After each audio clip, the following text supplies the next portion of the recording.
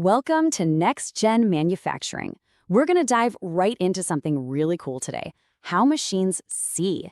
And more importantly, how this incredible capability is powering the very future of how things get made. So here's the plan. First, we'll take a peek through the robot's eye. Then we'll see how a real-world scene gets crunched down into numbers.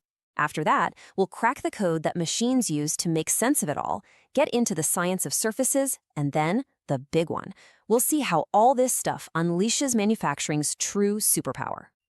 All right, first up, the robot's eye. Now, when you and I think of a robot seeing, we probably picture, a camera. But here's the twist. For a machine, an image isn't really a picture at all. It's just a massive grid of numbers. But those numbers, they hold all the clues about the real world.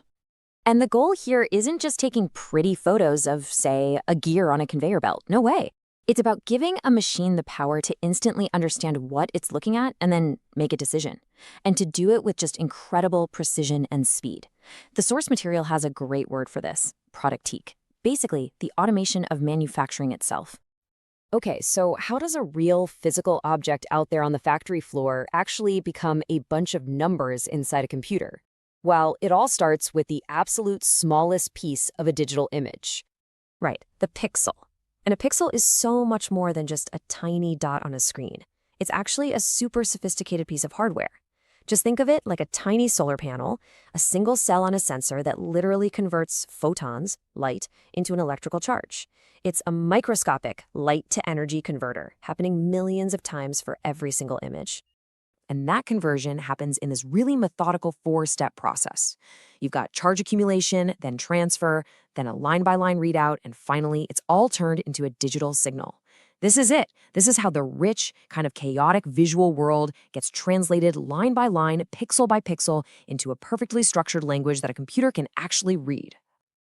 Okay, so now we have our grid of numbers representing all those gray levels. But what now? How does a machine actually make sense of it all? Well, the first tool in its toolbox is, believe it or not, statistics. This is so important to get.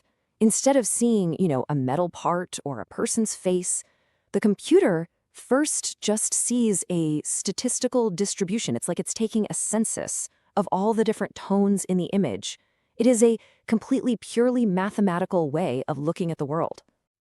And that leads us to this key concept, variance. You can think of variance as a kind of activity meter for the image. It tells the machine if it's looking at something really smooth and uniform or something super complex and detailed. Low variance is smooth, high variance is busy. Simple as that. Now check this out. This table shows us something absolutely fundamental about pretty much any image of the real world. A pixel's value is almost perfectly predictable from the pixel right next to it. I mean, look at that. Over 99% correlated. That huge amount of redundancy, that's a pattern. And it's a pattern that machines can learn and totally exploit. It's the big clue that tells the machine the world isn't just random noise. Okay, this brings us to a really advanced concept, maybe the most important one: texture. We're moving beyond just light and dark now. We're talking about the spatial relationship between the pixels. I mean, think about it. How can a machine possibly tell the difference between something like brushed steel, a piece of woven fabric, or say, a patterned floor tile? The answer is this thing called a co-occurrence matrix. And it sounds complicated, but really, it's just a tally sheet. It's a neighbor report. So for instance, that number 2 there in the first row, all it means is that a pixel with a gray level of 0 was a direct horizontal neighbor to a pixel with a gray level of 1 exactly 2 times in the image. That's it. And that whole matrix, that becomes a unique statistical fingerprint that perfectly defines the texture. All right, now for the payoff. Let's bring all this theory back to the factory floor, because this is where all these statistical tools become an absolute superpower for modern industry.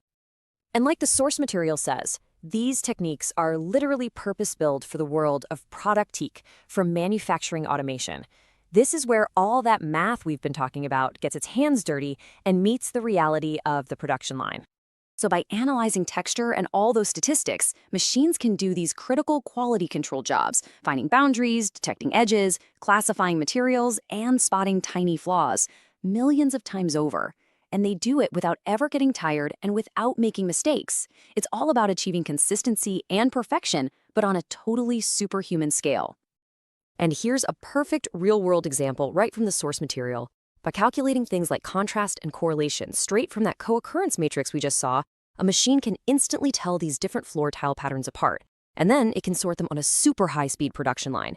It's so cool. The machine isn't even looking at the pattern we see. It's just looking at the numbers, the statistical fingerprint. So there you have it, from the electrical charge in a single tiny pixel all the way up to a complex statistical matrix. We've just walked through how we build a system that gives machines a powerful, purely analytical kind of sight. So that leaves us with a pretty big question, right? If machines can now see and classify textures with this level of mathematical precision, what are they going to learn to build next? That's the thought we'll leave you with. Thanks for joining us on Next Gen Manufacturing.